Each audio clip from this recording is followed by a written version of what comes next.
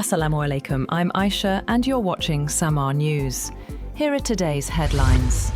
Spain have climbed again to the summit of world football when substitute Ferran Torres struck in the 106th minute to prize the World Cup from holders Argentina with a 1-0 victory that crowned a new era but brought precious little beauty. It was perhaps fitting that the final whistle sparked the game's liveliest moments, with players pushing, shoving and falling to the ground as Argentina's frustrations finally boiled over into a brawl. The euphemism, one for the purists, might have been coined to describe this contest. It was a match almost entirely devoid of quality, chances and risk, until Torres, introduced from the bench, finally broke the deadlock.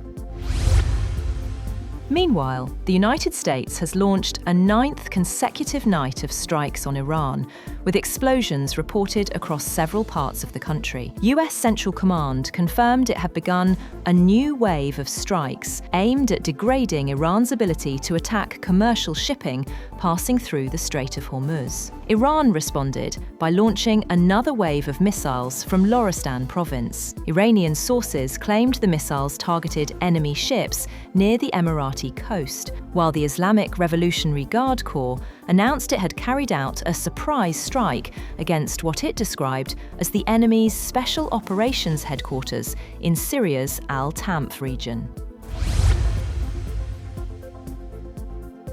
US Secretary of State Marco Rubio has said the United States remains open to a diplomatic solution with Iran, provided Tehran demonstrates genuine seriousness in negotiations. Talking to reporters before departing for the ASEAN Foreign Ministers Summit, Rubio stressed Washington has always supported meaningful and productive diplomacy. He accused Iran of using the Strait of Hormuz as leverage in the conflict, saying elements within Tehran were attempting to control one of the world's most important maritime trade routes.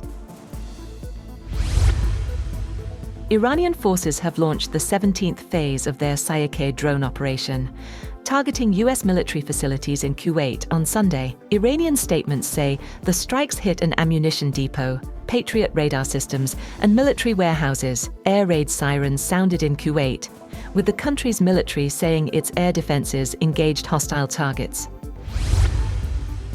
Iran's Islamic Revolutionary Guard Corps has said that the United States is trying to compensate for what it called a military defeat through continued attacks and efforts to restore the Strait of Hormuz to its pre-war status. IRGC Commander Brigadier General Yadollah Javani claimed that Iranian forces had delivered heavy blows to US bases in Jordan, Kuwait, Oman, and other countries, and vowed the attacks would continue.